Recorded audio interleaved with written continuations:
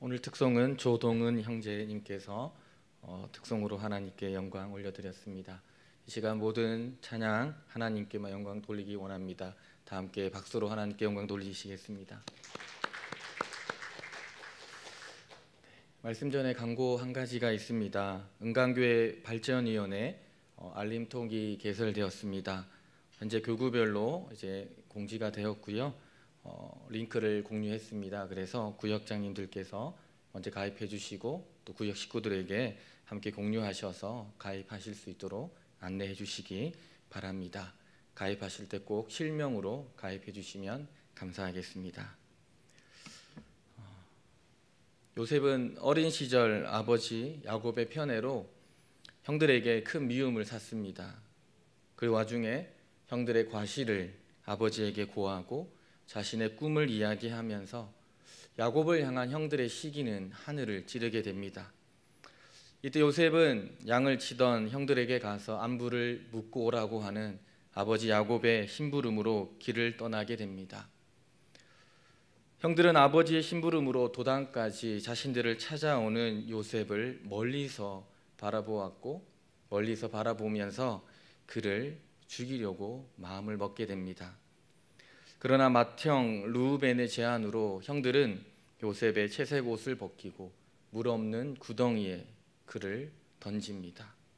이어 유다의 제안으로 형들은 요셉을 이스마엘 사람들에게 노예로 팔아버렸습니다. 요셉과 형들의 관계, 그 관계는 이제 형과 아우의 관계가 아니라 이제 팔아넘기고 팔린 관계가 되었습니다.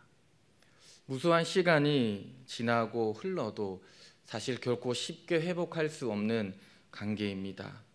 어쩌면 이 사건 이후로 이 형제들은 다시 만나지 않는 것이 그들에게 있어서 좋을 것 같습니다. 오늘 본문의 말씀은 그렇게 서로가 헤어진 이후 잊혀졌던 기억 속에서 요셉과 형들은 다시 15년이라고 하는 시간이 흘러간 뒤에 다시 만나게 됩니다. 팔린 자는 애굽의 총리가 되었습니다. 그리고 팔아넘긴 자는 극심한 기근으로 애굽에 먹을 것을 구걸하러 온 자가 되었습니다.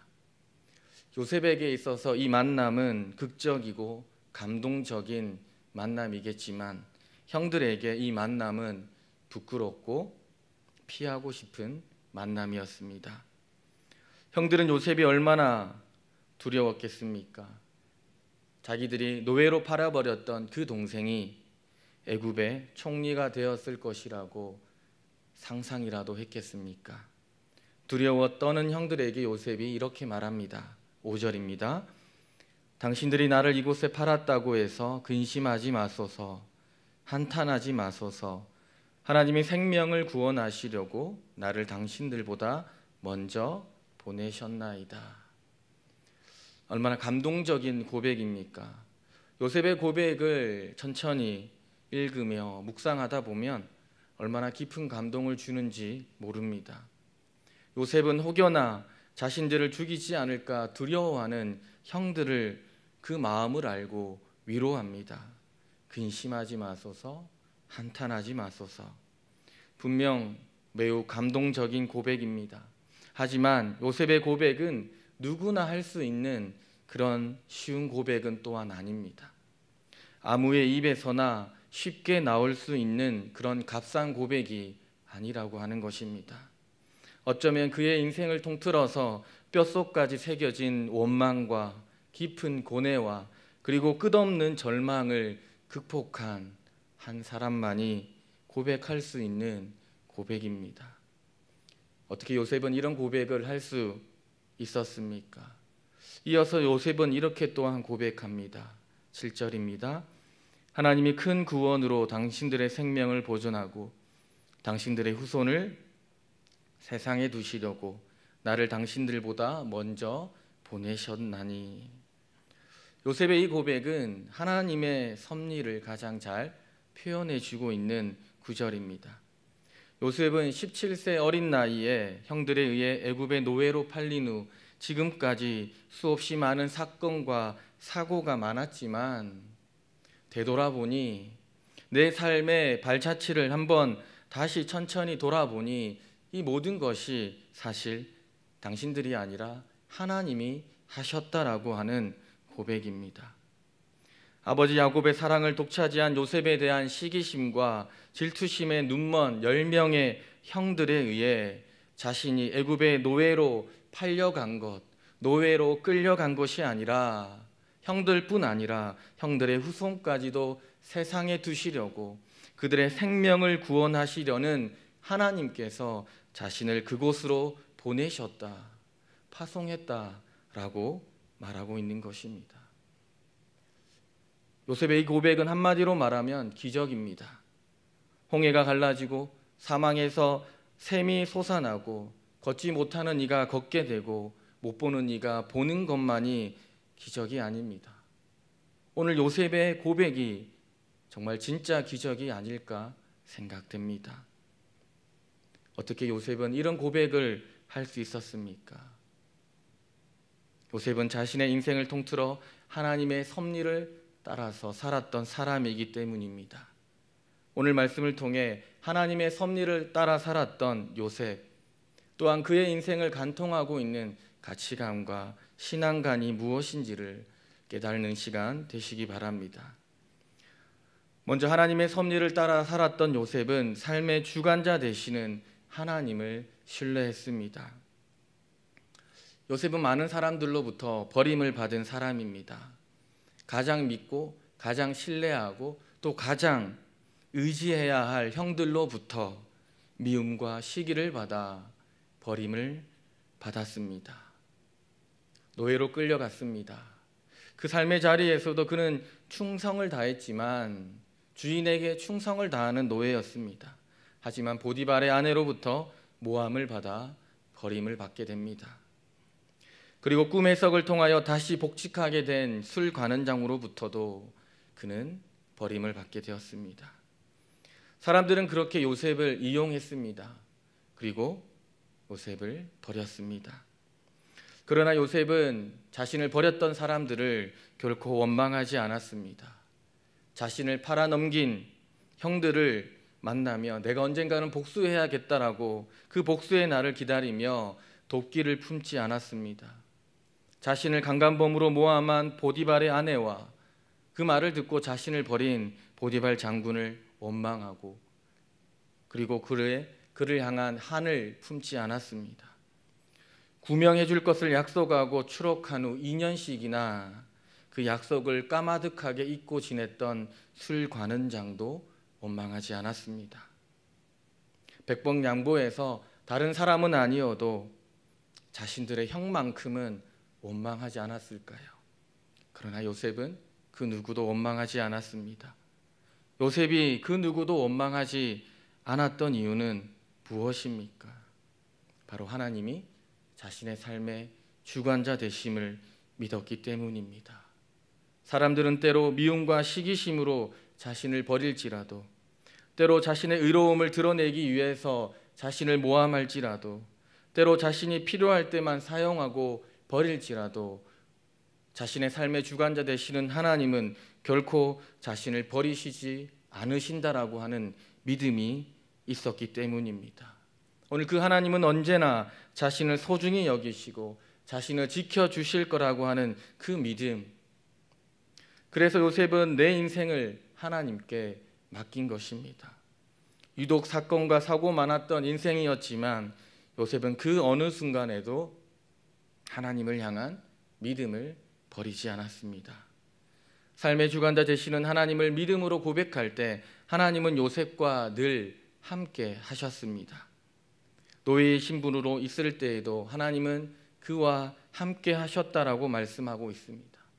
감옥에서 죄수로 있을 때에도 하나님은 그 감옥에서도 그와 함께 하셨습니다. 애굽의 총리가 되었을 때도 하나님의 영이 그와 함께 하셨다라고 말하고 있습니다. 요셉이 어떠한 상황 속에서도 어떤 삶의 자리에 있든지 여호와 하나님이 요셉과 함께 계셨다라고 말하고 있습니다. 하나님이 나와 함께 있다, 나와 함께 하신다, 이보다 놀라운 일이 있겠습니까? 요셉은 순간순간 하나님의 임재하심을 느끼면서 자신의 삶의 주관자 되시는 하나님께 자신의 모든 인생을 맡겨 드렸습니다. 사람들은 요셉을 이용하고 이용 가치가 떨어지면 버릴지라도 하나님은 결코 자신을 버리지 않으신다는 그 믿음을 가졌기에 요셉은 자신의 삶을 하나님께 내어드리고 하나님과 동행한 삶을 살 수 있었던 것입니다. 성도는 하나님만이 나의 삶의 주관자 되심을 고백하고 그 하나님과 함께하는 사람입니다. 우리가 어떤 삶의 자리에 있든지 어떤 상황 속에 있든지 언제나 우리를 소중히 여기시고 지켜주시는 그 하나님께 우리의 인생을 드리는 우리 성도들 되시기를 바랍니다. 또한 하나님의 섭리를 따라 살았던 요셉은 삶의 목적을 알았습니다. 요셉의 인생은 참으로 기구한 인생입니다. 보통 사람들이 원하지 않는 인생을 살았습니다. 그러나 요셉은 자신의 삶 가운데 이해할 수 없는 일들이 일어날 때, 때론 억울한 일들이 일어날 때에도 하나님을 원망하지 않았습니다. 요셉은 하나님께서 자신을 애굽에 보냈다라고 고백하고 있습니다. 오늘 요셉의 고백은 자신이 애굽으로 간 것은 우연히 간 것이 아니라 하나님께서 목적을 두고 자신을 애굽으로 보내셨다라고 하는 것입니다. 그것도 형들과 형들의 후손의 생명을 구원하시기 위해서 분명한 목적을 가지고 그를 그곳에 보냈다라고 말하고 있습니다. 요셉은 그 어떠한 삶의 자리에서도 하나님을 원망하지 않고 하나님에 대한 소망을 잊지 않고 살 수 있었던 이유는 바로 사명입니다. 요셉에게는 그의 삶의 목적이 분명히 있었던 것입니다. 성도들에게 믿음이란 무엇입니까? 믿음이란 우연 속에 감추어져 있는 하나님의 필연의 손길을 발견하는 것입니다. 세상의 눈으로 볼 때 모든 것이 우연이고 불행이고 저주이고 나에게만 우연히 일어난 일 같지만 믿음으로 세상을 바라볼 때 우연이란 일은 없습니다. 하나님께서 지금 나를 부르시고 지금 이곳에서 여기서 하나님의 손길과 계획하심을 발견하도록 하셨다라고 하는 것입니다. 아이들이 성장해 가면서 질문이 많아집니다. 그리고 그 질문의 난이도가 꽤 높아집니다. 최근에 저희 아이들이 했던 질문 중에 혹여나 답하실 수 있는 분이 있을까 한번 생각을 해봅니다. 질문은 이겁니다. 하나님은 무슨 색깔이에요? 네, 저도 모른다라고 얘기했습니다. 그리고 전도사님에게 꼭 물어보라고, 대면 예배가 되면 꼭 물어보라고, 아빠도 궁금하니까 가르쳐 달라고 했습니다. 또 아이들이 제게 이런 질문을 했습니다. 아주 자랑스럽게 이렇게 얘기했습니다. 나는 창조론을 믿는데 아빠는 진화론을 믿어, 창조론을 믿어라고 질문했습니다. 제가 좀 진화론을 믿는 것처럼 보여졌는지 좀 살짝 당황하기도 했지만 아이들에게 빅뱅 이론부터 해서 막 설명을 했습니다. 아이들이 전혀 이해를 못하면서 그래서 아빠는 뭘 믿냐고 이렇게 얘기했습니다. 당연히 아빠는 창조론을 믿지라고 이야기를 했습니다. 아이들의 질문을 통하여서 보면 진화론, 그 진화론에 따르면 이 세상은 사실 모든 것이 우연 속에 존재한다라고 하는 것입니다. 생명이 태어나는 것도 우연이고 그 생명이 그의 삶의 자리에서 어떤 모습으로 살아가든지 그것도 다 우연이라고 하는 것입니다. 이 세상 모든 것은 우연 속에 존재하는 우연한 존재라고 하는 것들입니다. 이런 관점에서 보면 우리의 인생도 거창한 것 같지만 꽤 좋은 삶을 살아가는 것 같지만 우리의 인생은 우연히 태어나 우연 속에 살다가 우연히 함께 사라지는 존재에 불과하다라고 하는 것입니다. 인간은 그저 무한히 계속되는 시간의 한순간에 우연히 내던져진 존재, 그렇게 살다가 또 그렇게 죽는 존재에 불과하다라고 하는 것입니다. 그러나 성경은 우리에게 그렇게 말씀하고 있지 않습니다. 우리가 이 땅에 존재하는 것은 우연이 아니라 분명한 목적을 가지고 우리는 이 땅에 존재하고 있다라고 말합니다. 이사야에서는 우리가 존재하는 이유를 이렇게 설명합니다. 이 백성은 나를 위하여 지었나니 나를 찬송하게 하려 함이니라. 여기서 찬송을 부른다라고 하는 것은 하나님의 영광에 동참한다라고 하는 것을 의미합니다. 하나님이 우리를 창조하신 이유는 우리로 하여금 하나님의 영광의 역사에 동참하고 그 계획하심에 참여하도록 우리를 손수 창조하셨다라고 하고 있는 것입니다. 요셉의 인생은 목적을 알고 살아갈 때 그의 삶의 의미가 달라졌고, 요셉은 목적이 있었기에 실망하고 좌절하기도 했지만 결코 포기하거나 절망하지 않았습니다. 잠깐 앉아 있을 수는 있었지만 결국에는 다시 일어나 걷게 된 것입니다.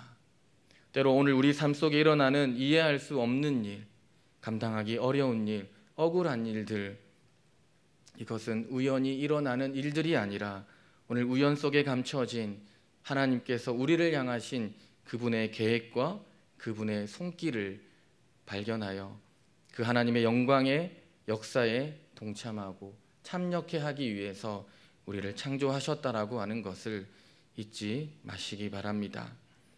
마지막으로 하나님의 섭리를 따라 살았던 요셉은 자신에게 주어진 하루하루에 최선을 다했습니다. 요셉의 삶의 자리는 안정되어 또 고정되어 있지 않았습니다. 계속 변화했습니다. 세상 그 어느 곳보다 따뜻했던 아버지 집에서 채색 옷을 입고 도련님으로 살다가 어느 날 갑자기 떼약볕 아래 물 한 방울도 구할 수 없는 구덩이에 떨어졌습니다. 애굽 땅에서 노예로 인정받고 이제 조금 삶이 편해지나 싶었는데 다시 차디찬 감옥으로 떨어집니다. 요셉의 인생에 좋을 때도 있었지만 나쁠 때도 있었습니다. 산 정상에 오를 때도 있었지만 또는 끝이 보이지 않는 절망의 골짜기로 떨어질 때도 있었습니다. 그러나 요셉은 원망하고 돕기를 품고 하루하루를 살지 않았습니다. 또는 될 대로 되라식으로 하루하루를 대충 살지 않았습니다. 또는 언젠가는 좋아지겠지라고 하는 막연한 희망을 품고 살지도 않았습니다.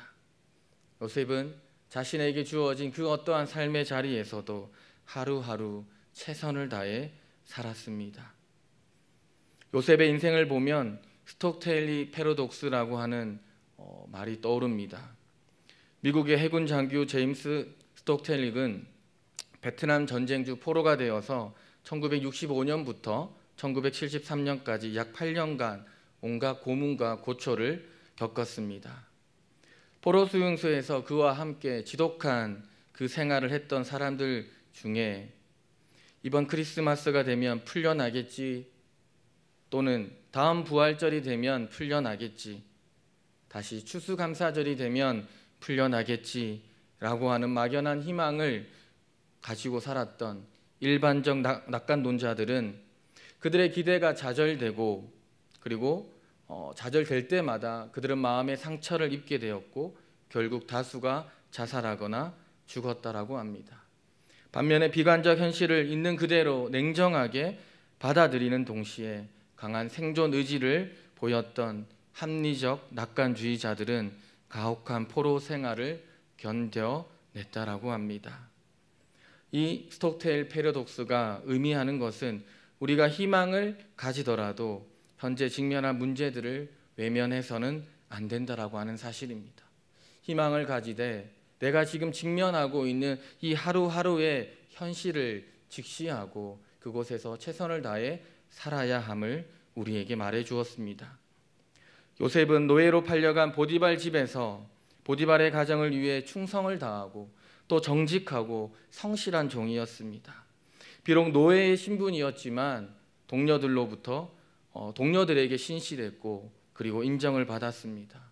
또 요셉은 감옥에서도 간수장의 신뢰를 받아서 감옥의 재반 업무를 담당하는 성실한 모범수였습니다.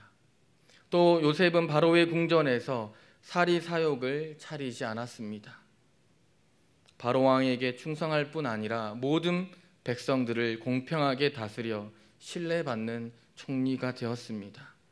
또한 요셉은 주변 이웃 국가와 백성들의 생명까지 보존했던 국제적인 정치가로 최선을 다했습니다. 그리고 오늘 본문에서 자신을 노예로 팔았던 일로 두려워하는 형들을 용서하는 하회자요 위로자로서 오늘 자신에게 주어진 그 하루하루에 최선을 다하며 살았습니다. 삶의 주관자 되시는 하나님을 신뢰하며 하나님이 주신 분명한 목적을 간직하고 살아가는 사람은 오늘 나에게 주어진 이 하루하루의 삶의 자리에서 최선을 다하는 사람입니다. 오늘 내가 만나는 한 사람 한 사람을 소중히 여기고 지금 이 자리에서 최선을 다하고 그리고 지금 하고 있는 일을 즐거워하며 하나님이 내게 주신 일이라 생각하며 감당합니다. 하나님의 섭리를 따라 살았던 요셉은 그렇게 자신의 삶의 자리가 좋든지 나쁘든지 늘 그렇게 그는 그 자리에서 최선을 다하며 자신의 인생을 살았습니다. 사랑하는 성도 여러분, 여러분들은 지금 어떤 삶의 자리를 살아가고 계십니까? 요새처럼 변화무쌍한 삶을 살고 계십니까? 이해되지 않는 일과 감당하기 어려운 일, 그로 인해 고통의 시간을 보내고 계십니까? 우리의 삶은 늘 크고 작은 풍랑으로 이리저리 흔들립니다. 어떤 사람의 인생이든 그 누군가의 삶이든 그 삶의 자리는 늘 변하고 있습니다. 늘 따뜻한 날씨일 수가 없습니다. 또 늘 풍족한 환경일 수 없습니다. 그러나 아무리 우리의 삶의 자리가 흔들리고 변화할지라도 우리가 잊지 말아야 하는 것, 그것은 바로 우리와 함께 하시는 그 하나님을 향한 우리의 믿음은 결코 변함이 없어야 할 것입니다. 오늘 우리에게 주신 삶의 자리에서 하나님이 나와 함께 계시다라고 하는 그 사실을 믿고 하나님을 신뢰하는 성도가 되시기 바랍니다. 그리고 우리에게 주어진 삶의 자리, 그리고 그 삶의 자리에서 만나는 한 사람 한 사람, 그 시간마다 그 장소에서 하나님이 우리에게 주신 귀한 사명을 감당하며 충성되게 살아가는 우리 성도들의 삶이 되시기를 축복합니다. 기도하시겠습니다. 요셉은 크고 작은 풍랑으로 삶의 자리가 이리저리 흔들리고 변했지만 언제나 변함없이 하나님을 신뢰하며 하나님과 함께하는 삶을 살았습니다. 하나님도 사람도 원망하지 않고 오히려 자신에게 주신 삶의 자리에서 하루하루를 최선을 다해 최상의 삶의 자리를 만들며 하나님의 영광의 나라의 역사에 참여하였습니다. 주님, 우리 삶도 이리저리 흔들립니다. 때로 이해할 수 없는 일, 억울한 일, 감당하기 너무나 벅찬 일로 우리의 삶이 숨이 막혀옵니다. 계속되는 실패와 좌절로 지치고 건강과 관계와 경제적 문제로 낙심할 때도 있습니다. 그러나 우리 삶에 일어나는 일들이 지금 당장은 이해되지 않을지라도 하나님의 손길과 계획 안에 있음을 발견하는 우리 성도들 되게 하여 주옵소서.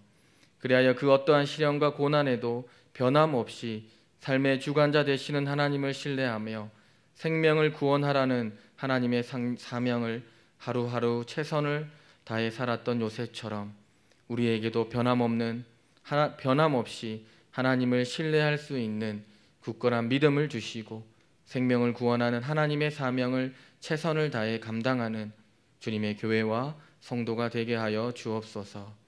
감사합니다. 이 모든 말씀 예수님의 이름으로 기도드립니다. 아멘.